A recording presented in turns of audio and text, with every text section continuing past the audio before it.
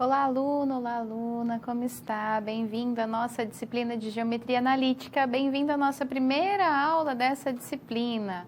Eu sou a professora Catiele e nós estaremos juntos aí ao longo dos 4 encontros dessa disciplina, abordando todos os assuntos relacionados à geometria analítica, análise do plano, a análise dos vetores, dos cálculos entre os vetores, distância, ponto, entender como que se dá o espaço, o sistema cartesiano, enfim, todas essas relações que são de suma importância para que a gente consiga compreender algumas áreas da ciência, principalmente como aplicações na física, na engenharia ou em outras áreas de maneira geral, tá?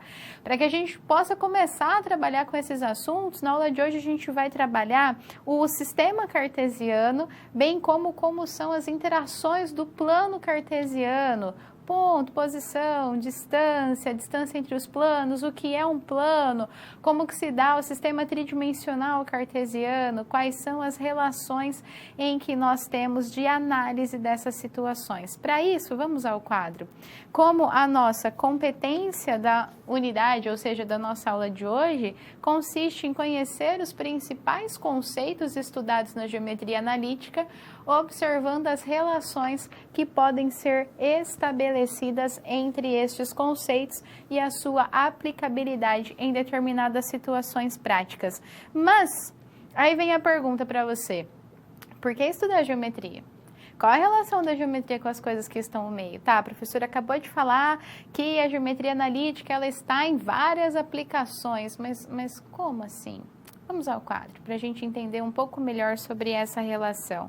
Então, estudar geometria analítica ela é importante de maneira geral para dar significado às operações algébricas por meio de interpretações geométricas e também dar significado a entes de construções geométricas por meio de processos algébricos, como estruturação do sistema cartesiano, o estudo de pontos, retas, planos, curvas cônicas e quadráticas, observando as relações que podem ser estabelecidas entre esses conceitos e sua aplicabilidade em determinadas situações práticas. A geometria analítica ela é muito utilizada na física e engenharia e ela é fundamento das áreas mais modernas da geometria de maneira geral, incluindo a geometria algébrica, diferencial, discreta e também computacional. Dentre as mais diversas aplicações, nós temos algumas aí. Por exemplo, na computação gráfica, que a geometria analítica é um dos princípios da computação gráfica, sendo possível criar ou editar imagens, além de desenvolver objetos tridimensionais através de programas e modelagem 3D. Aqui se enquadra essa descrição aí que tem sido muito falado para nós da impressora 3D, de poder imprimir coisas tridimensional.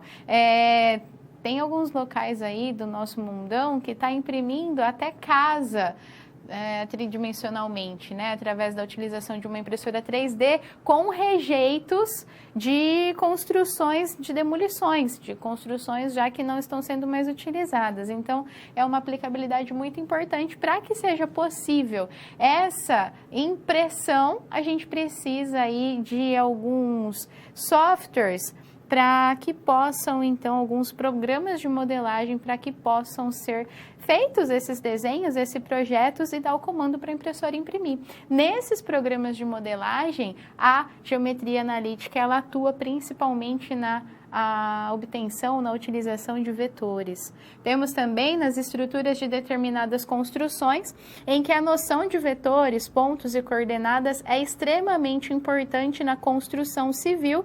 Também na localização por satélites, aqui a gente entra o famoso GPS que nós falamos. Também tem a análise astronômica. As leis de Kepler, por exemplo, elas utilizam aí a geometria para desmistificar ou para explicar os conceitos relacionados principalmente às formas elípticas, né? Em que Kepler, ele falava, ou ele descreveu astronomicamente como que os planetas se davam, ele supôs ali qual seria o modelo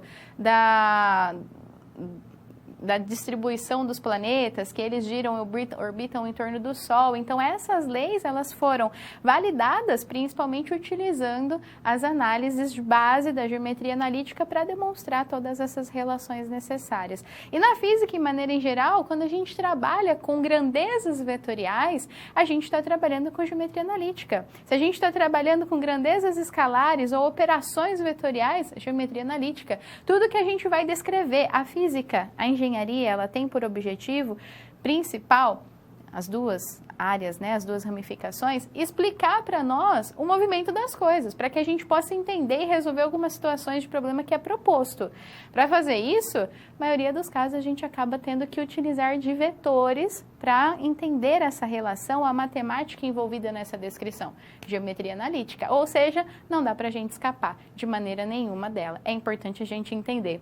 Bom, para que a gente comece a compreender esses conceitos, então, ou toda essa demonstração, o que rege a geometria analítica, a gente precisa analisar ou entender primeiro o que é um plano cartesiano, como é que ele é descrito, introduzir esses conceitos aí do estudo de geometria analítica. Vamos a eles?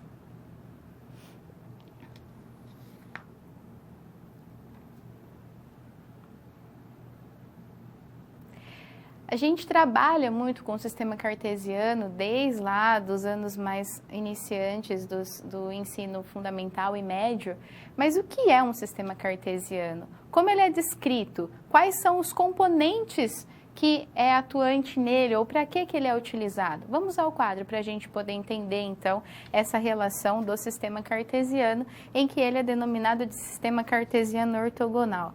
Então, nós precisamos identificar os principais elementos que caracterizam o sistema cartesiano ortogonal, e a gente vai começar falando dele bidimensionalmente porque nós temos duas dimensões atuantes, aqui elas estão expressas para nós no eixo X e no eixo Y, ou seja, a gente vai falar sobre o plano cartesiano. Por meio de uma construção de duas retas orientadas, e essas retas descritas para nós aí como X e Y, perpendiculares entre si, com o ponto de intersecção dado pela origem, que é essa região aqui apresentada, foi um pouquinho para o lado, aqui apresentada para nós como zero, o O, é possível determinar um sistema de eixos ortogonais no plano, de modo que a reta X seja chamado de eixo X, ou também conhecido como eixo das abscissas, enquanto Y é denominado de eixo Y, ou também conhecido como eixo das ordenadas. E as retas X e Y, elas dividem esse plano cartesiano em 4 partes, também chamado de quadrantes, em que eles são dados na segunda ordem. Primeiro quadrante, segundo quadrante, terceiro quadrante e quarto quadrante. Assim, então, a gente consegue entender quem é esse plano cartesiano, como ele está separado, e ele é composto por essa nossa reta denominada eixo X abscissa ou eixo Y, chamada de ordenada. E com base nesse sistema cartesiano, cada ponto pertencente a um plano é associado a um par ordenado de números reais. Assim, os pontos dos planos podem ser determinados por meio de suas coordenadas cartesianas ou coordenadas retangulares. Vejamos um ponto P específico aí qualquer no espaço, um ponto genérico, tá? Ele tem a sua descrição ou a sua orientação, o seu valor em X, no eixo X, e o seu valor no eixo Y. Dessa forma, eu estou chamando esse ponto de P, e ele é descrito para nós como o valor que ele apresenta no eixo X, e o valor que ele apresenta no eixo Y. Não se esqueça que no eixo X eu tenho o valor que eu posso dizer que é a abscissa e o eixo Y da ordenada. Todas as vezes que eu for representar esse ponto dessa forma, sempre vem o valor para X primeiro e depois o valor para Y. E eles estão separados por uma vírgula, tá? Não podemos esquecer que o ponto de interseção entre esses eixos X e Y corresponde à origem do sistema cartesiano, sendo representada pela essa letra O. E a orientação do ponto O é 0 e 0, que é a nossa origem. Por meio dos estudos a respeito do sistema cartesiano, além das representações, é possível calcular a distância entre esses pontos partindo das suas coordenadas principais. Aí a gente tem dois pontos, o ponto 1 e o ponto 2. Cada um desses pontos eu tenho uma relação, por exemplo, o meu ponto 1, ele é descrito por um x1, y1, e o meu ponto 2, ele é descrito por um x2, y2, tá? E eu quero saber qual que é a distância entre esses dois pontos. Assim, nós podemos então construir um triângulo retângulo com um ângulo reto, que é descrito para nós como esse triângulo retângulo em azulzinho. Olha o ângulo reto dele aqui. Feito isso, eu posso aplicar o teorema de Pitágoras, já que o teorema de Pitágoras ele fala que a abscissa ao quadrado é igual à soma ao quadrado dos catetos. E dessa forma podemos calcular a distância entre esses dois pontos da seguinte forma. Levando em consideração agora quem é essa distância entre esses dois pontos e essa diferença entre cada um desses eixos, tanto x quanto y. O meu D, ele é a abscissa desse triângulo retângulo.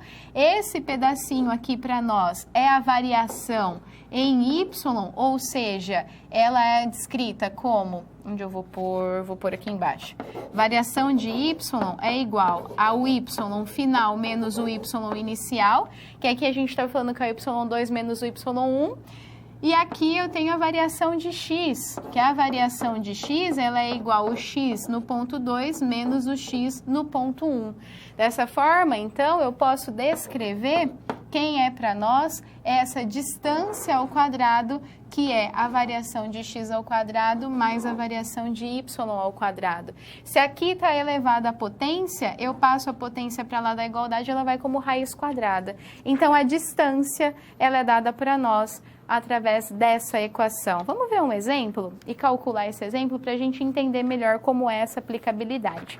Então, tem aí, calcular a distância entre o ponto 1 e o ponto 2. O ponto 1, ele deu para nós qual que é o valor de x1 e y1, e o ponto 2, qual é o valor de x2 e y2, tá? E aí a gente vai aplicar aquela equação vinda de Pitágoras para saber quem é essa distância. Eu sei, então, quem é x, a gente não tem lá que essa distância é a raiz da variação de x ao quadrado mais a variação do y ao quadrado. Então, x2 eu tenho que é o valor de 1 menos x1, que é o valor de 2, está aqui. y2 é o valor de 1 menos o valor de y1, que é menos 1, está aqui. Fazendo os cálculos, nessa descrição, a distância ela é dada para nós como raiz de 5 entre esses dois pontos. Já para determinar o ponto médio da distância entre dois pontos, ou seja, é exatamente a metade da distância entre esses dois pontos que ele deu de referência para nós, nós temos que levar em consideração tanto quem é esse valor do x médio e o valor do y médio. Se eu tenho aqui quem é o x2 referente ao ponto 2 e o x1 referente ao ponto 1, o seu ponto médio vai ser x1 mais x2 dividido por 2. E a mesma coisa vale para y. Se eu tenho y1 referente ao ponto 1 e y2 referente ao ponto 2 e quero saber quem é a sua média, vai ser o y1 mais o y2 dividido por 2, e assim eu tenho então quem é os componentes do meu ponto médio, a descrição do meu ponto médio no espaço. Olha um exemplo aí para a gente fazer juntos. Determine o ponto médio entre os pontos 1 e 2 e o ponto 2, 3 e 4. Então aqui você já sabe, esse é o x1, y1, x2 e y2. Agora eu vou aplicar aquelas equações para x médio e y médio. Então, quem é o meu x1? Meu x1, 1. Quem é o meu x2? 3. 1 mais 3 dividido por 2, eu tenho a resposta do x médio valendo 2. Mesma coisa para y. Quem é o y1? O y1 vale 2, olha lá. E o y2? 4. Então, 2 mais 4 dividido por 2 dá 3. Quem é o meu ponto médio? O meu ponto médio, então, ele é descrito pela posição x e y. Então, meu ponto médio, nesse caso, ele vai ser dado para nós 2 e 3. Esse é o ponto médio de referência, tá?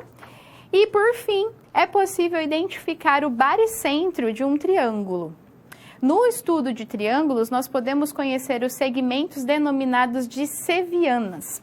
Uma seviana é caracterizada como um segmento de reta que liga um vértice do triângulo a um ponto qualquer de reta suporte do lado oposto. Dentre as sevianas notáveis, destacamos a altura, a bissetriz, a mediatriz, a mediana, associadas a cada um dos vértices dos triângulos. E por meio das sevianas notáveis, estudamos os pontos de interseção entre os segmentos relativos de 3 vértices do triângulo, ou seja, estudamos o ortocentro, o incentro, e o circuncentro e também o baricentro.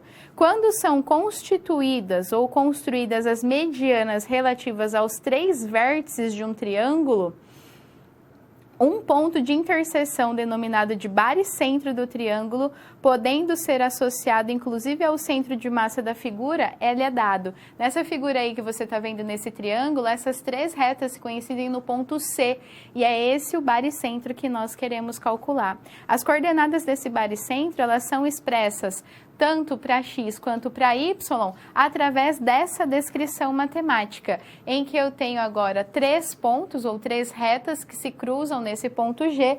Eu quero saber a somatória desses 3 pontos no eixo x dividido por 3, mais os 3 pontos no eixo y dividido por 3. Vamos ver um exemplo juntos aí. Ele está querendo saber quem é o baricentro, considerando esses 3 pontos. Então, P1, P2 e P3. É só aplicar a equação do baricentro. Eu preciso saber quem é o x, a posição x desse baricentro. Então, 1, 3 e 5. Fazendo a soma dividido por 3, eu sei que a posição x é 3. Também preciso saber para y. Então, 2, 4 e 6. Fazendo a somatória e dividindo por 3, eu sei que essa posição em y, ele é dado para nós em 4. Dessa forma, então, o baricentro, o ponto do baricentro, ele é dado como 3 e 4 no espaço. Dessa forma, nós abordamos quais são os conceitos fundamentais do plano cartesiano e também algumas características e propriedades importantes, como a distância ponto a ponto e também o baricentro.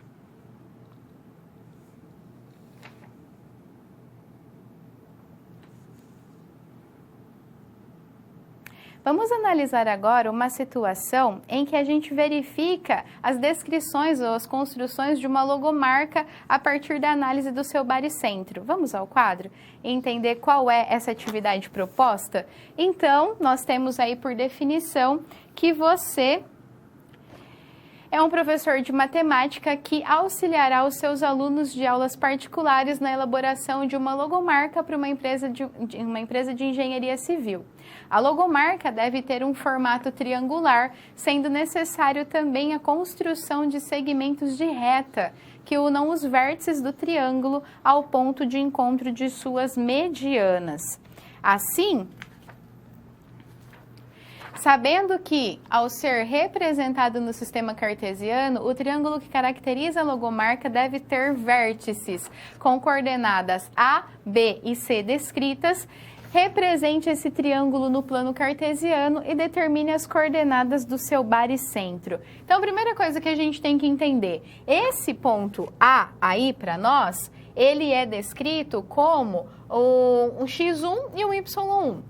O ponto B, um x2 e y2. E um ponto C, um x3 e y3. Então, eu posso descrever assim, ó, que x1 e y1, ele vai ser para nós 1 e 1, tá? x2 e y2, ele vai ser para nós 7 e 3. E, por fim, x3 e y3, ele vai ser para nós como 3 e 5. Agora, eu preciso montar um sistema cartesiano e todos esses valores, eles são positivos. Então, aqui eu tenho o meu eixo x e o meu eixo y. Saber colocar aqui, então, 1, 2, 3, 4, 5, susceptivamente, 1, 2, 3, 4, 5, susceptivamente, e marcando os pontos. Eu vou marcar o ponto 1 primeiro, tá? Ponto 1, ele tem 1 para y e 1 para x, ele tá aqui.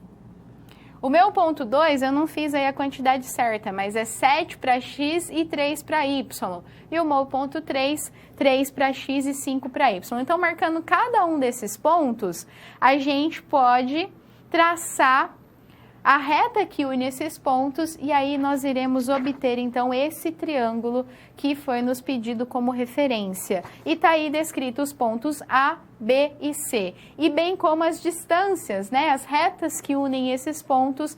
A reta que está unindo o ponto AC está sendo chamada de H, o ponto CB de G e o ponto AB de F, tá bom? Mas qualquer coisa a gente fala da distância, por exemplo, da distância de A até C, da distância de A até B, da distância de C até B, porque é justamente isso que a gente precisa calcular, a distância. E avaliando, então, por Pitágoras, a gente pode calcular o comprimento dos lados dos triângulos, ou seja, a distância entre os pontos, através dessa equação descrita. Então, eu sempre vou levar em consideração dois pontos. O primeiro ponto, a primeira distância, a distância entre os pontos A e B. Então, tá aí, nós temos a referência quem é o ponto A, quem é o ponto B. Aqui x e aqui y, certo? Aplicando lá na equação das distâncias, essa distância AB, ela apresenta um valor de 2 raiz de 10.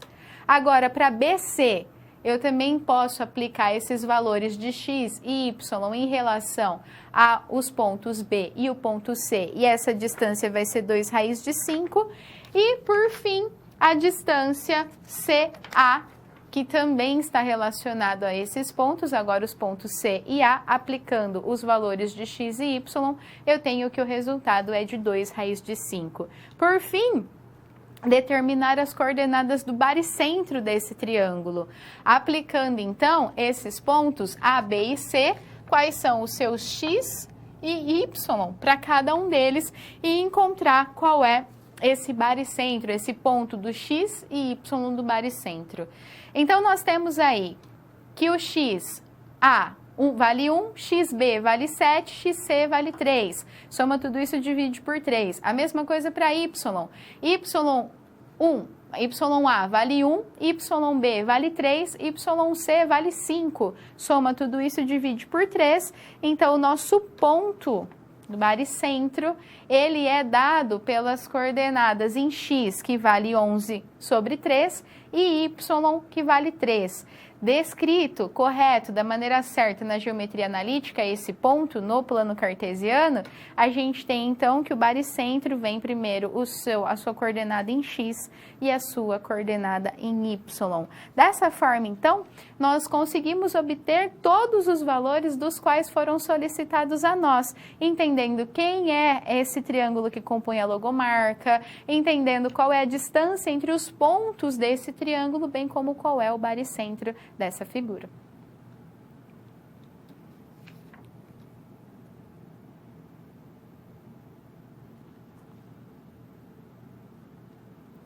Vamos compreender qual é a definição de um plano cartesiano, como ele pode ser descrito, mas também analisar o espaço cartesiano, né? XYZ, e como ele é dado para nós, como matematicamente é possível descrevê-lo. Vamos ao quadro? E entender todas essas relações aqui nos é proposta. Então, os planos, de uma maneira geral, eles são objetos bidimensionais, com suas representações gráficas constituídas no espaço, como a gente pode avaliar aí na figura. Dessa forma, tomando os três eixos ortogonais entre si, x, y, z, é possível construir um sistema cartesiano ortogonal tridimensional denominado de espaço cartesiano. Os pontos no espaço cartesiano, eles são representados de forma, agora, por 3 componentes, uma referente a x, uma referente a y e a outra agora referente a z, com 3 coordenadas específicas, tá? Esse ponto cartesiano, ele também poderia ser expresso assim pra gente, ó, x, y, z. Das duas formas estão corretas. Ele tá mostrando para nós aí que agora a gente não tá mais trabalhando num plano cartesiano, mas que a gente está trabalhando num espaço cartesiano, ou seja, num sistema tridimensional cartesiano. E além da caracterização do espaço cartesiano, o estudo dos vetores também é essencial para a determinação dos planos e as suas representações algébricas. Então, vejamos agora a equação geral do plano, como ela é constituída. Considerando um ponto A qualquer pertencente a um plano denominado π, um plano específico π, esse ponto A ele tem coordenadas x, y, z iniciais. Temos também aí o vetor n com coordenadas em relação a B, C, igual aquele ponto P que a gente viu no gráfico anterior. E esse vetor, ele é um vetor normal, ortogonal a π. O que é uma coisa normal ortogonal? Deixa eu chamar sua atenção rapidinho para essa análise. Nessas situações, quando a gente está falando que um plano, que um vetor, ele é ortogonal ao plano, um vetor, ele é normal ao plano, significa que ele faz 90 graus, tá? Então, esse vetor n, ele sempre vai fazer 90 graus com o plano, sempre vai ser perpendicular. Então, daqui para frente, na disciplina, tudo que a gente falar sobre ser ortogonal, sobre ser normal, um vetor normal ao plano, significa que ele está fazendo 90 graus com o plano, tá? Voltamos ao quadro, para a gente continuar essas análises. Dessa forma, então, nós temos esse vetor n normal ao plano π. O nosso plano π, ele pode ser definido como o conjunto de todos os pontos P do espaço cartesiano, tais que o vetor AP seja ortogonal ao n. Ou seja, nós temos o vetor n, produto escalar, a nossa distância, o nosso vetor AP. Isso deve ser igual a 0, tá? Todas as vezes que a gente trabalhar agora com esse pontinho entre vetores, nós estamos falando de produto escalar, que são produto em relação a entre vetores, cujo resultado é um número. Assim, o ponto P, ele pertence ao plano C e somente C, nesse caso, o produto escalar entre o vetor normal e esse vetor AP for nulo. Dessa forma, nós temos essa descrição matemática. Nós temos aí esse vetor normal, produto escalar, olha, representado pelo pontinho, por esse meu vetor AP. O que eu preciso fazer aqui? A distributiva. Nessa situação, então, fazendo a distributiva de cada um deles, eu vou levar em consideração apenas os eixos de referência. Então, eixo X com eixo X, eixo Y com eixo Y e eixo Z com eixo Z. Fazendo isso, como é mostrado aqui para a gente agora na linha abaixo, e reorganizando, eu tenho que essa equação AX mais BY mais CZ mais D é igual a 0, é a nossa equação geral do plano. E se eu quiser saber quem é esse nosso D, ele vai ter descrição matemática para nós como menos AX0 menos BY0 menos CY0. Além da possibilidade de determinar um plano a partir de um de seus pontos e de um vetor normal a ele, existem outras situações com as quais podemos nos deparar no momento de identificar uma representação algébrica para o plano. Para isso, um conceito essencial da álgebra vetorial é a definição do produto vetorial, ao qual possibilita a caracterização de determinados vetores normais ao plano. Então, seja dois vetores qualquer, U e Y, U e V. Esses vetores, eles têm componente tridimensional x, y e z. O produto vetorial entre eles, note que o produto está sendo representado como x. Então, esse produto vetorial vai ser descrito como uma matriz 3x3 agora, em que a primeira linha da matriz, ela é descrita as direções referentes aos eixos, ou seja, a direção I ela é para nós referente ao eixo X.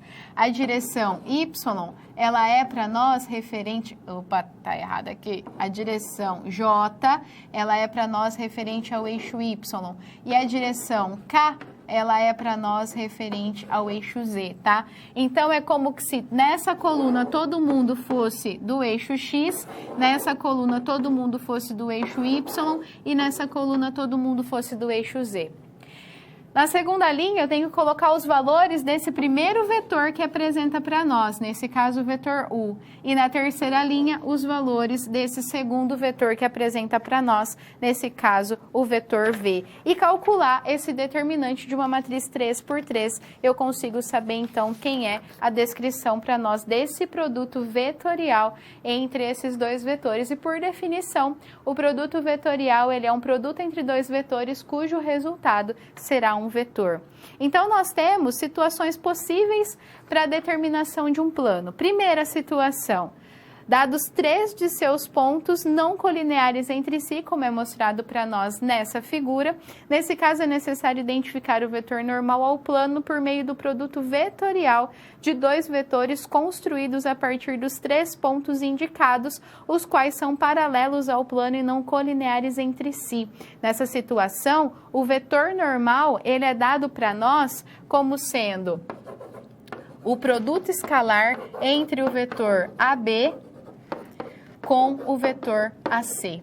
Essa descrição desse produto escalar é o nosso vetor normal ao plano. Outra situação são os dados de, nesse caso, 2 pontos A e B. Então, 2 pontos A e B e apenas um vetor, que a gente está chamando aí de V, não colinear a AB. Nesse caso, construindo o vetor AB e determinando o produto vetorial N igual ao vetor AB com o vetor V, é possível identificar o vetor normal ao plano, o qual um conjunto com os planos conhecidos, tanto A quanto B, fornece a equação geral do plano. E por fim, dados o ponto A e dois vetores U e V, paralelos ao plano e não colineares entre si, nós temos a descrição no gráfico. A equação do plano é obtida a partir do ponto A e do produto vetorial entre os vetores U e V, pois o vetor normal ao plano pode ser determinado agora como sendo o produto vetorial entre os vetores U e V. Dessa forma, então, a gente verificou algumas situações para a obtenção da equação geral do plano e como isso está associado a um sistema cartesiano.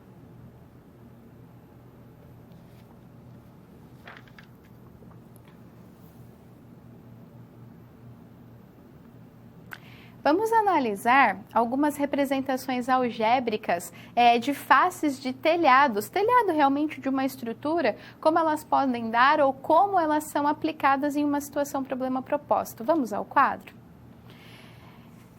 Então, nesse contexto de aprendizagem, você é um professor de matemática que atua no ramo de aulas particulares e auxiliará estudantes de arquitetura e urbanismo e de engenharia civil em um projeto que consiste em descrever algebricamente as faces de um telhado, considerando-as como superfícies planas. E para isso, é necessário construir equações de plano que representem cada uma das faces de acordo com as suas principais características. E é dado que a primeira face do telhado contém os pontos A, B e C descritos. Na segunda face do telhado contém o ponto D e também possui um vetor ortogonal, ou seja, um vetor normal. E por fim, a terceira face do telhado é paralela ao vetor V e contém um outro ponto E agora e intersecta o eixo X no ponto cuja abscissa é igual a 3, ou seja, X é igual a 3. Primeiro passo, a gente precisa verificar quais são ou como é dada a relação da primeira face. E a primeira face, ela contém os pontos A, B e C descritos, a gente está trabalhando com uma situação tridimensional. Assim, nós podemos encontrar os dois vetores paralelos ao plano. Então, primeiro o vetor AB e depois o vetor AC. Com isso, então, nós podemos determinar o vetor normal por meio de um produto vetorial. Quem é esse produto vetorial? O produto vetorial entre os vetores AB e os vetores AC. Aqui a gente precisa calcular essa matriz determinante, o determinante dessa matriz 3×3. Na primeira linha, nós temos então os valores das direções I, J, K. Na segunda linha, os valores do vetor AB. Na terceira linha, os valores do vetor AC. Para que eu possa, uma das formas de calcular o determinante de uma matriz 3×3 é repetir as duas primeiras colunas aqui para fazer a distributiva. Aí a gente faz a regra da ida menos a volta, né? Então, essa multiplicação, mais essa multiplicação, mais essa multiplicação, menos essa multiplicação com essa e com essa multiplicação, tá? Fazendo esses cálculos, a gente pode, então, obter esse vetor normal através do valor de 3i mais 6j mais 3k. Representando ele através de notação vetorial, o nosso vetor normal, ele tem os pontos dados de 3, 6 e 3, ou seja, 3 no eixo x, 6 no eixo y e 3 no eixo z. E para determinar a equação no plano, é necessário considerar o vetor normal e um dos pontos no plano, que vamos considerar aí o ponto A, para a gente realizar esses cálculos. Dessa forma, para eu saber quem é a equação do plano, então, eu vou realizar o produto escalar entre o vetor normal e esse ponto A de referência para nós. Dessa forma, então, aplicando os valores dessa distributiva para x, para y e para z e fazendo os rearranjos matemáticos, eu tenho que essa nossa equação do plano é dada por 3x mais 6y mais 3z menos 3, que é igual a 0. Logo, o plano que caracteriza a primeira face do telhado tem essa equação geral. Já na segunda face do telhado, contém um ponto D e um vetor ortogonal. Dessa forma, a gente realiza também o produto escalar entre o ponto D e o vetor ortogonal, e a equação geral do plano é dada por 3x mais 2y menos 4z mais 8 igual a 0. Aqui a gente está fazendo só as distributivas nesse produto escalar, tá? Porque quem é para nós o ponto A, B e C? A gente está levando em consideração sempre o x0, o y0 e o z0, só para você entender essa aplicação dos dados. Então, o meu x0 é o 2, o y0 é o 1 e o z0 é o 3. Quem é para nós o A, B e o C? O A vai ser o 3, que é o relação ao eixo x do meu vetor normal, e assim sucessivamente. Eu não vou riscar porque vai ficar muito bagunçado. Mas o B, ele é para nós a descrição lá 2, aqui 2, e o C, ele é para nós essa descrição 4. Então, eu vou trabalhar aqui nessa equação do nosso plano, fazendo matematicamente a distributiva e chegando, por fim, na equação geral do plano, tá? E, por fim, nós temos a terceira face, que é paralela a um vetor V, que contém um outro ponto E e intersecta o eixo X no ponto de abscissa x igual a 3. Então, o vetor paralelo ao plano, ele é dado por essa relação da distância entre o vetor E e o vetor F. Essa distância, então, é o vetor E menos o vetor F. Dessa forma, nós temos aí, é o vetor F menos o vetor E.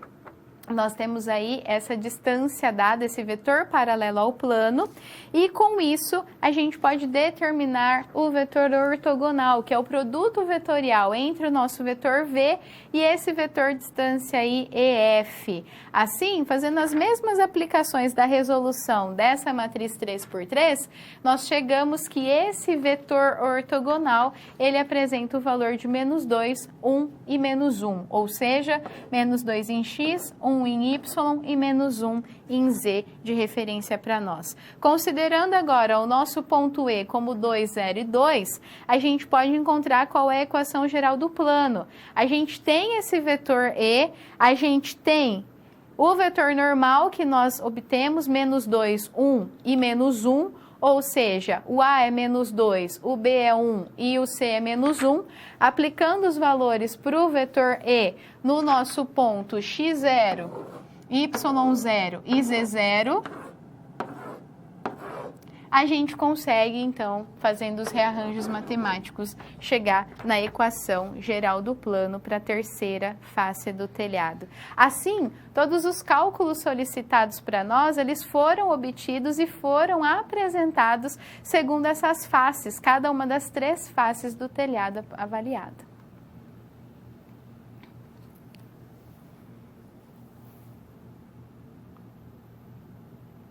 Vamos aplicar tudo isso em um exercício para a gente entender como que se dá essa relação, tal, essas descrições matemáticas? Vamos ao quadro? Temos um exercício aí que diz para determinar uma equação geral no plano que passa pelo ponto A e tem o vetor normal como, descrito como 3, 2 e menos 4. Então, a gente tem aí um ponto e a gente tem um vetor normal. Ele está querendo a equação do plano. Se ele está querendo a equação do plano, a gente precisa calcular o produto escalar entre o vetor normal e o ponto A de referência. E isso tem que ser igual a 0, certo? Então, quando a gente calcula esse produto escalar, ele é aberto dessa forma. Essa é a equação.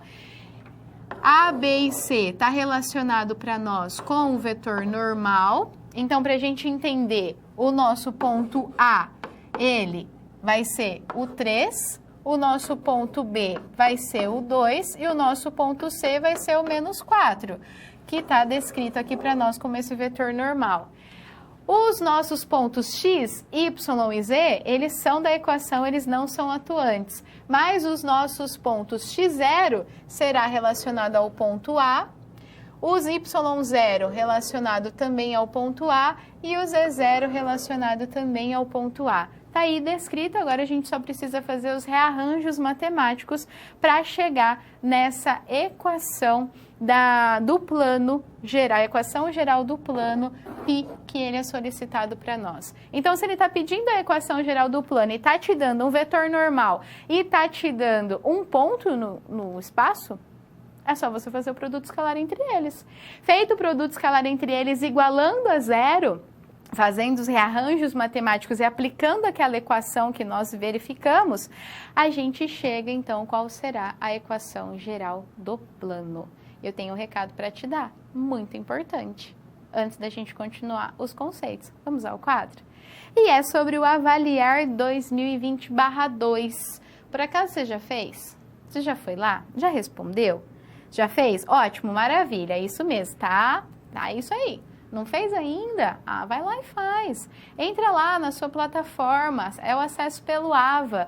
Procura o Avaliar 2020.2. Faz, responde os questionários, é importante, é só até o dia 7 de novembro. A gente precisa saber o que você pensa ou qual a sua opinião sobre os assuntos que estão sendo abordados lá. Você tem que opinar. Vai lá então no Avaliar e responde, tá? É até dia 7, mas terminou a aula? Já faz meio que já hoje, já, tá bom? Não deixa de responder, não. Vou voltar a falar disso, para não esquecer você. Não esquece de fazer o Avaliar.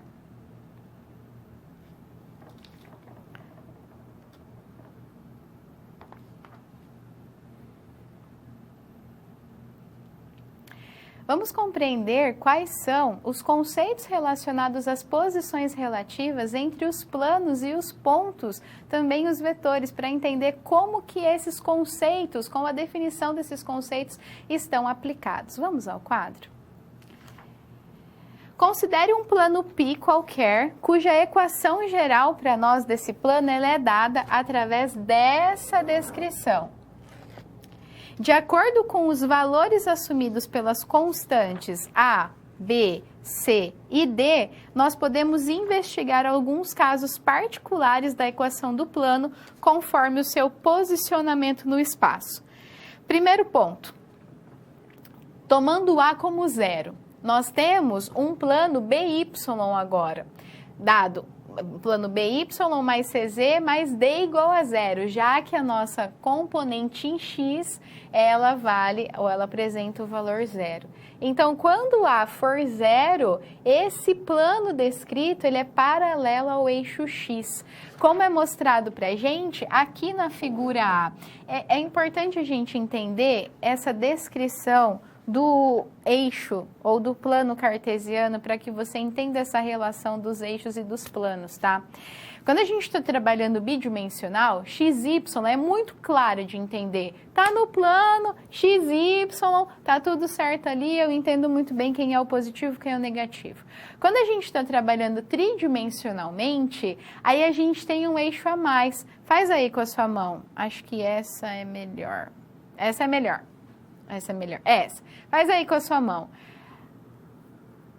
Vamos supor que cada um desses dedos seu é um eixo de referência. E aí, por definição, não precisa ser assim, mesmo porque a gente pode rotacionar o eixo da maneira que a gente quiser, para melhor analisar alguma situação de alguma aplicação física, química, de engenharia, ou enfim, qualquer aplicação. Mas, de maneira geral, nós temos que esse eixo para cima, né? Esse eixo aqui, ele é o eixo Z. Esse aqui, ó, que vem para cá, é o eixo X. E esse que vem para cá é o eixo Y. Dá uma olhada aí num canto da sala que você tiver. Deixa eu sair um pouquinho da sua frente para ver se dá para a gente ver o canto. Tá vendo esse canto aqui, ó? Olha esse canto, procura um canto aí nessa sala e olha lá no chão dele. Lá no chão do canto, ele vai ser o nosso 000 do sistema cartesiano no plano, no espaço, tá? A parte que está subindo para o teto, ou seja, essa referência aqui, ó, que está indo lá para o teto, ele é para nós o eixo Y. Essa parte que está seguindo essa parede aqui, ó, ele é para nós o eixo X. E essa outra parte, ele é para nós o eixo Y. É assim essa descrição do sistema ou do espaço cartesiano. Porque agora eu tenho 3 pontos de referência. Então, se a gente já entendeu, você entendeu aí comigo, né? E tudo isso que eu estou falando para você é a parte positiva. Você entendeu aí comigo quem é o X, quem é o Y, quem é o Z. Quando a gente está analisando nessa situação dos casos particulares da equação geral do plano, e a gente está falando que para essa equação geral do plano, o nosso componente A é 0, então o eixo X ele tem o valor de 0, o plano restante ele vai ser paralelo ao eixo X, significa que, lembra que o eixo X é esse aqui? Eu tenho um plano paralelo a esse eixo, ele não intercepta o eixo. Ele está caminhando paralelamente ao eixo. Dá uma olhada aí no canto da sua sala, onde a gente tem o Y, o X, Y, o Z, vai ficar melhor de referência para você. Então, esse plano, quando eu falo que ele é paralelo, paralelo significa que não cruza. Tá paralelo um do lado do outro, certo? Então, se esse aqui é o meu eixo X, o plano de referência ele vai estar paralelo ao esse eixo X. Ele não cruza o eixo X.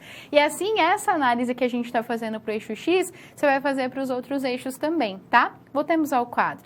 E a gente vai entender agora como que se dá essa relação para quando o meu B for igual a 0. Para quando o meu B for igual a 0, esse plano agora, ele é dado igual a 0, ele é dado para nós paralelo ao eixo Y. Então, lembra daquela relação do eixo X? E agora olha para o eixo Y aí do canto da sua sala. O plano, quando B for igual a 0, ele é paralelo ao eixo Y, ele não intercepta o eixo Y, ele anda paralelamente a ele. E análogo isso, nós temos quando C for igual a 0. Agora, esse plano, ele vai ser paralelo ao eixo Z. Se é paralelo ao eixo Z, significa que ele não intercepta o eixo Z. Ele vai interceptar só os outros dois eixos, X e Y. A gente tem por referência aí, então, ó a nossa parede de novo, tá? Esse aqui é o eixo X, esse aqui é o eixo Y, esse aqui é o eixo Z. Um plano paralelo a esse eixo é mais ou menos você de estrela assim, ó, tá? Paralelo, não estou interceptando o eixo Z, mas eu estou interceptando, eu estou tocando, não sei se você consegue ver, tá vendo tocando? Olha lá, tá balançando, ó.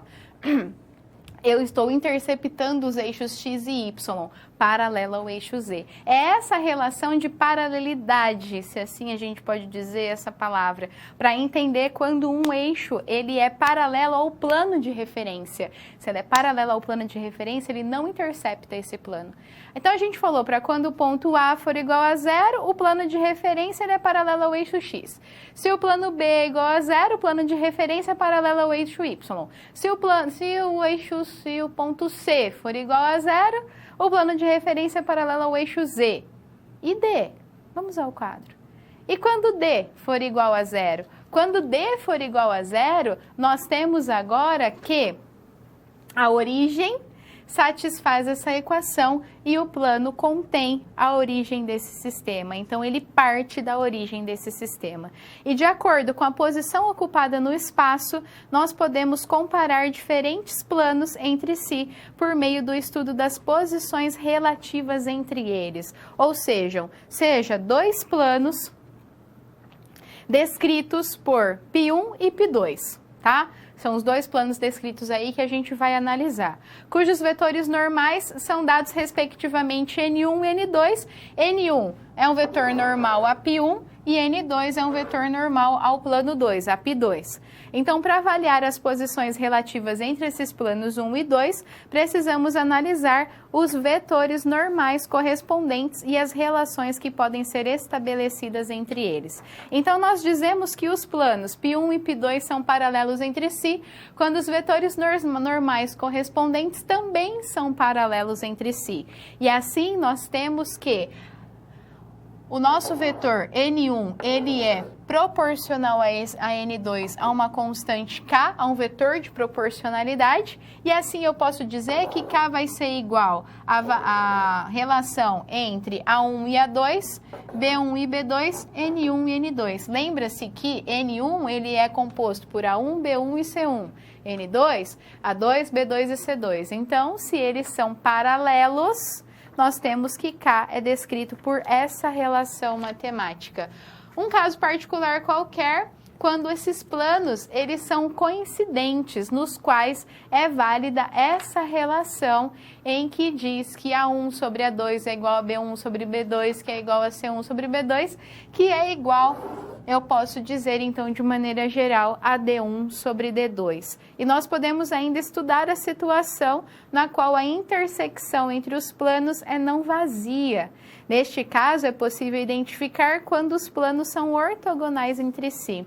E por fim, os planos 1 e 2 são ortogonais entre si quando os vetores normais correspondentes também forem ortogonais entre si. E se eles são ortogonais entre si, significa que o produto escalar entre esses dois vetores apresenta um valor de zero. Ou seja, produto escalar a gente está relacionando x com x, y com z das suas componentes, e isso deve ser igual a zero. E a relação que pode ser avaliada por meio do produto escalar ou dessa primeira forma descrita ou pela segunda forma descrita. Assim, a gente consegue compreender como que tem essa noção entre as distâncias dos planos relacionados e avaliados nessa descrição.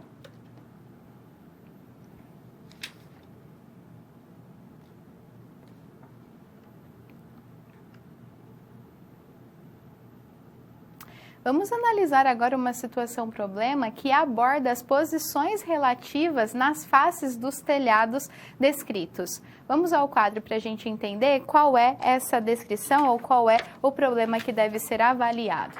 Então, você é um professor de matemática que atua no ramo de aulas particulares e auxiliará estudantes de arquitetura e urbanismo e de engenharia civil em um projeto. Analisar alguns elementos da estrutura de sustentação do telhado de uma residência, avaliando o posicionamento de uma viga de sustentação que deverá ser construída com base nas faces desse telhado. Assim, os planos de equações que representam as faces dos telhados, eles são dados P1 e P2 para A e P1 e P2 para B. Qual a relação existente entre as posições das faces desses telhados? Vamos lá, então. Primeiro, vamos trabalhar com esse conjunto de planos P1 e P2 para o ponto A, descrito. E aí, nós temos os vetores normais a cada um dos planos. Assim, a gente pode entender essa relação. Então, como que eu sei quem é esse vetor normal, né? Então, vamos lá. Se eu tenho P1, o meu vetor normal, o A, vale 3... o B vale 1 e o C vale menos 4. 3, 1 e menos 4, tá? Para o 2, o meu A vale 2, o meu B vale 6 e o meu C vale 3. 2, 6 e 3, 2, 6 e 3. Está aqui descrito, tá? E aí eu vou aplicar aquela relação do produto escalar entre os dois vetores, ou seja, eu entender que se eles são proporcionais entre si ou não por uma constante de proporcionalidade K. E aí, quando a gente faz essa análise, a gente não vê que eles são proporcionais entre si. Eles não variam proporcionalmente. Dessa forma, eles não são proporcionais. E isso quer dizer que eles não são paralelos entre si. Aplicando agora sim o nosso produto escalar igual a zero entre os vetores N1 e N2, nós temos que realmente esse produto escalar é igual a zero, e isso significa que eles são ortogonais entre si. Não são paralelos, então eu fui verificar a ortogonalidade deles, e sim, eles são ortogonais entre si. Depois a gente vai analisar os planos descritos aí para B. Novamente, eu tenho os planos e eu tenho que saber quem são os vetores normais. Então vamos lá, 1, 1 e menos 1. 1 e menos 1 para o plano 1, 1, menos 1 e menos 1 para o plano 2. Ótimo, vou verificar então se eles são paralelos entre si. Quando a gente verifica, né, se eles são proporcionais, o vetor normal 1 e 2, a gente vê que eles não são proporcionais. Fazendo aquela divisão lá, lembra? A1 com A2, B1 com B2, C1 com C2, eu vejo que não dá uma igualdade, dá uma diferença entre eles. Se isso dá uma diferença entre eles, eles não são paralelos entre si. Vou verificar então a sua ortogonalidade, fazendo o produto escalar entre esses vetores normais e igualando a zero. E aqui eu vejo que esse produto escalar, ele deu 1, ele não deu 0. Se ele deu 1 e não deu 0, significa que eles não são ortogonais. Opa, peraí, eles não são ortogonais e eles não são paralelos entre si? Como é que vai ser então? Eles têm um ângulo de relação entre eles e que deve ser calculado ou verificado como é, mas eles não são paralelos e eles também não são ortogonais.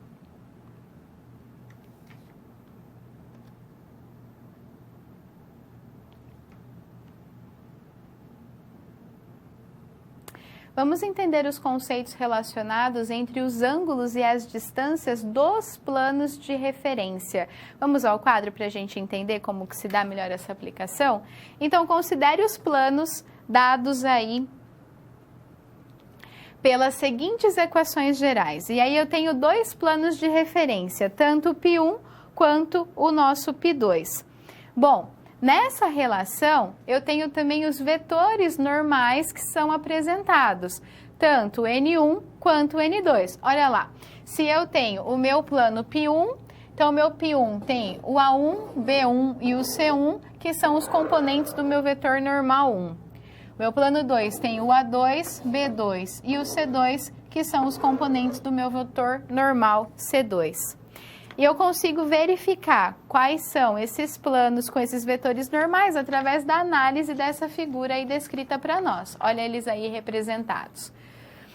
Denominamos o ângulo entre esses planos π1 e π2 como o menor ângulo formado entre esses dois vetores normais dos dois planos. Se representarmos por θ, pelo produto escalar, nós temos aí de forma equivalente que esse cosseno, ele pode ser representado para nós tanto através do produto escalar entre esses vetores normais ou abrindo esse produto escalar em que θ vai ser maior que 0 e menor que π sobre 2. Nesse caso aqui, se eu for avaliar a linearidade, né, entre os meus vetores N1 e N2, eles não serão lineares. Então, isso significa que eles não são paralelos.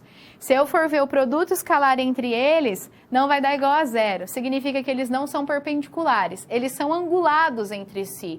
Se eles são angulados entre si, eu preciso saber quem é esse ângulo. E para calcular esse ângulo, ou eu utilizo essa equação que relaciona o produto escalar apenas abrindo os vetores N1 e N2, eu tenho essa relação de diferença e eu consigo achar quem é para nós o cosseno de θ e, consequentemente, calcular o θ relativo a esses dois planos, ou seja, qual é o ângulo entre esses dois planos. Vamos ver isso num exemplo que fica mais fácil para a gente compreender essas relações. Então, nós temos a seguinte situação. Eu preciso determinar o ângulo entre os planos, tá? Primeiro plano, eu tenho um plano 1 e eu tenho o plano 2. Primeira coisa que eu preciso fazer aí é determinar para nós N1 e N2. Então, vamos aí entender quem é o N1. N1, que é o vetor normal, ele vai ter um valor de 2, 1 e menos 1, certo? 2, 1 e menos 1. Vamos ver se é isso mesmo. 2, 1 e menos 1. E N2, ele tem o valor de 1, 1, 1, 1. Não tem o Z. Como não tem o Z, ele apresenta o valor 0. Então, eu tenho o N1 e o N2. Aplicando naquela equação do cosseno de θ, eu tenho os valores de A1, A2, B1, B2 e C1 e C2. Faço os cálculos matemáticos de referência e eu obtenho que o cosseno de θ, ele vale raiz de 3 sobre 2. Então, nesse caso aqui, eu tenho que cosseno de θ é igual a raiz de 3 sobre 2. E eu preciso saber qual é o ângulo cujo cosseno de θ apresenta um valor de raiz de 3 sobre 2. Aí você vai lá na sua calculadora e você tem uma opção em que ele fala de cosseno a menos 1 na sua calculadora científica, tá? Então, você vai digitar o raiz de 3 sobre 2, clicar no cosseno a menos 1 e ele vai mostrar para você um valor de 30. Então, o ângulo descrito aí é 30 graus. Raiz de 3 sobre 2, ele é um ângulo bem conhecido, né? A gente já sabe qual que é o ângulo cujo cosseno da raiz de 3 sobre 2. Mas para ângulos mais diferentes aí, ou que não são tão arredondados, ou que a gente não usa com tanta frequência, é bom a gente entender como que faz essa relação, ou como que eu sei, como que eu descubro qual é o ângulo quando eu tenho a resposta do cosseno, ou do seno, ou da tangente dele, tá? E aí na sua calculadora científica tem lá cosseno a menos 1, tangente a menos 1, seno a menos 1. Isso significa qual é o ângulo cujo seno dá tal resposta. Então, você vai lá, coloca a resposta e aplica cosseno a menos 1. E assim a gente sabe qual é esse ângulo de referência, tá? Voltemos ao quadro. E nós podemos agora avaliar as distâncias entre os pontos e os planos por meio do estudo das projeções. Considere um plano π qualquer de equação tradicional ax, by, c, z mais d igual a 0 e um ponto P com as descrições em x, em y e z não pertencente ao meu plano π. Esse ponto P ele está fora do plano. Analisando essa figura aí em que ele dá para nós quem é esse plano π de referência representado por esse plano azul e o ponto P fora desse plano, o ponto Q é caracterizado como a projeção ortogonal do P sobre o plano π, que é esse ponto aqui que a gente está falando. Tá? O ponto Q no plano. Para determinar a distância entre o plano π e o ponto P, precisamos calcular a distância entre os pontos P e Q, ou ainda, qual é o módulo desse vetor PQ de referência. Das informações apresentadas, podemos identificar um vetor normal, ABC, que seja normal ao plano, e um ponto A qualquer, que nós estamos chamando aí, falando que ele tem coordenada de x, y e z, x1, y1 e z1, contido nesse plano π. Então, tá aqui o meu vetor normal e a descrição desse ponto A, que esse ponto A, ele tem aí para nós, esse ponto A tem aí para nós x1, y1 e z1. Tá muito bom de escrever não, mas você tá entendendo o que eu tô querendo dizer, né? Como o ponto Q é construído de tal forma que o vetor PQ corresponde à projeção ortogonal da distância AP sobre o vetor normal N, então nós temos essa distância de P, do ponto P até o plano π, dada pelas componentes do meu vetor normal, vezes as componentes do meu ponto P de referência dividido pelas componentes, a somatória ao quadrado das componentes do meu vetor normal. ou seja, aqui a gente está trabalhando em módulo, ó, porque eu quero saber só o seu valor. Eu não quero saber se essa distância ela é positiva ou ela é negativa. Vamos fazer um exemplo para facilitar aí a nossa compreensão. O exemplo diz o seguinte: calcular a distância de um ponto P, 4, 2 e menos 3, a um plano π de 2x mais 3y menos 6z mais 3 igual a 0. Tá bom, a gente vai aplicar aquela equação da distância de um ponto P ao plano. E aí, quem são os meus A, B, C e D nessa referência? Os meus A, B, C e D são descritos aqui para nós como os valores desse meu plano.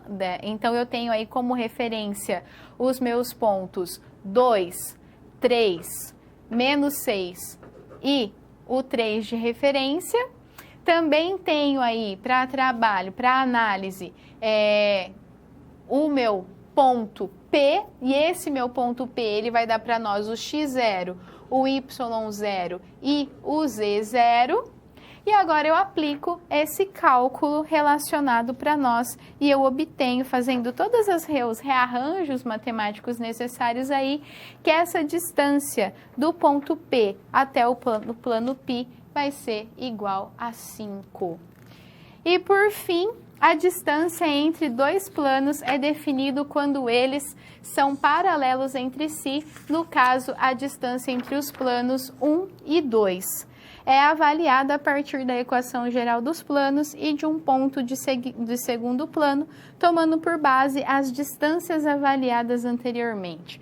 Então, considerando os planos definidos por π1 e P2, nós temos que, conhecido o ponto P e o plano π1, a distância entre os planos π1 e π2, ele é igual à distância entre o ponto P até o plano π2.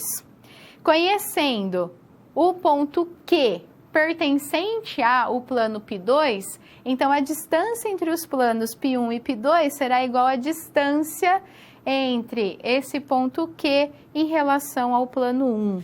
Assim, a distância entre os planos 1 e 2 pode ser avaliada de acordo com uma dessas expressões. Dessa forma, a gente entendeu como calcular esse ângulo em relação aos dois planos de análise e também quais são as regras para calcular a distância entre dois planos.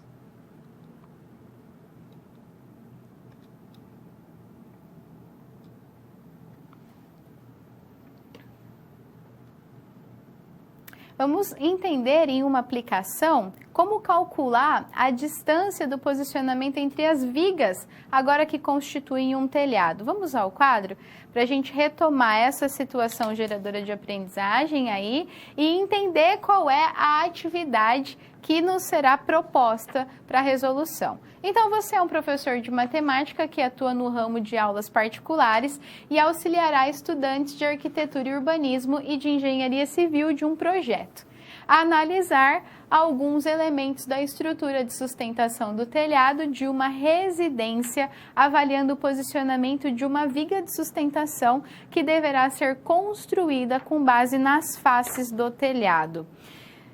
E aí, os planos de equação que representam as faces dos telhados, eles são dados como π1 e π2.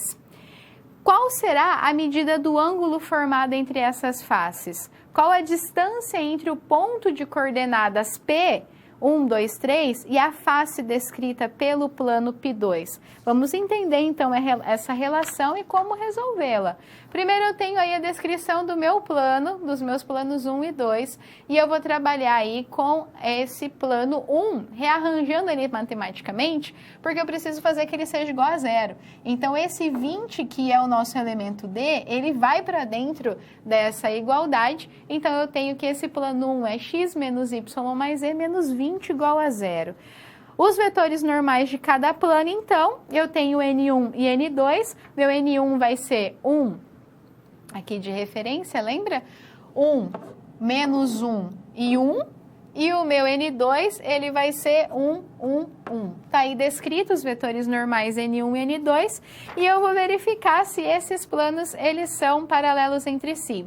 Eu já vejo diretamente que eles não têm linearidade, eles não são lineares, esses meus vetores N1 e N2. Então, eles não podem ser paralelos entre si, visto que essa relação de A1 com A2, B1 com B2 e C1 com C2, elas são diferentes, elas não são iguais, ó. A1 com A2 em relação ao B1 com B2 é diferente, que é diferente em relação a C1 com C2. Agora vamos verificar a ortogonalidade deles entre si. Bom, para eu verificar a ortogonalidade, eu tenho que ver o produto escalar entre eles, e esse produto escalar tem que ser zero. Quando eu realizo esse produto escalar, eu verifico que não dá zero, que o produto escalar dá 1. Então, se o produto escalar dá 1, eles também não são ortogonais entre si. Então, eles não são nem paralelos e nem ortogonais. Bom, vamos verificar, então, o cosseno entre eles, né, para saber o quanto eles estão angulados. Então, eu vou aplicar essa equação do cosseno, como eu sei quais são os valores de A, B e C, tanto para o vetor 1 quanto para o vetor 2, eu tenho que o cosseno como resposta, cosseno de θ é igual a 1 sobre 3. E qual é o ângulo cujo seu cosseno dá 1/3? Esse ângulo é aproximadamente 70,5. E por fim, então, calcular a distância entre o ponto P e o plano 2, x mais y mais z igual a 0. E eu vou aplicar a equação da distância do ponto P até o plano π. Feito isso, eu sei quais são os componentes A, B e C, sei quais são os componentes x, 0, y0, z0 e d, então eu vou aplicar ou resolver essa minha equação da distância. Fazendo todos os cálculos matemáticos, eu verifico que essa distância ela vai ser igual a 2 raiz de 3. Vamos só relembrar aqui as situações para que a gente entenda quem é quem. O meu ponto P, ele tem então o x0, o y0 e o z0. O meu x0, ele vale 1, o meu y0 vale 2 e o meu z0 vale 3, tá? Quem é meu A, B, C e D, então? São esses pontos que acompanham o x, y, z e d do meu plano aí, né? De referência. Então, A vai ser 1, aqui está descrito. B vai ser 1 também. O C também vai ser 1 e eu não tenho D. Se eu não tenho D, ele é 0. E aí é dividido por A, B e C ao quadrado subtraído a raiz, 1, 1 e 1. Então, fazendo esse cálculo matemático e entendendo a alocação de cada um deles, eu consigo entender ou resolver o que é proposto. Desse modo, resolver aí para nós qual que é a distância entre o ponto e o plano de referência que eles pedem a nós. Qual que é a maior jogada, a maior intenção para que você compreenda melhor o cálculo dos problemas, né? Saber quem é, na descrição da equação, quem é o meu ponto, meu vetor posição, quem é o meu vetor normal e como que eu aloco cada um dos dados na equação de referência. E aí depois vai fazer só os rearranjos matemáticos de referência.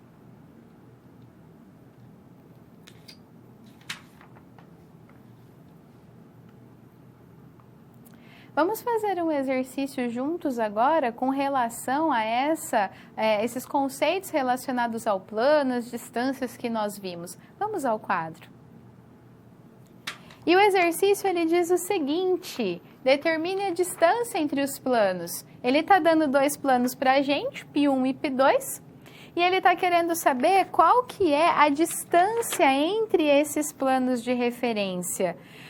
Aí a gente tem que lembrar de algumas situações importantes. Primeiro, quem são os vetores normais, tanto do plano 1 quanto do plano 2? E aí, para o plano 1, a gente tem que o vetor normal ele vai ser 1, -1 e 1. E para o plano 2, 1, 1 e 1. tá?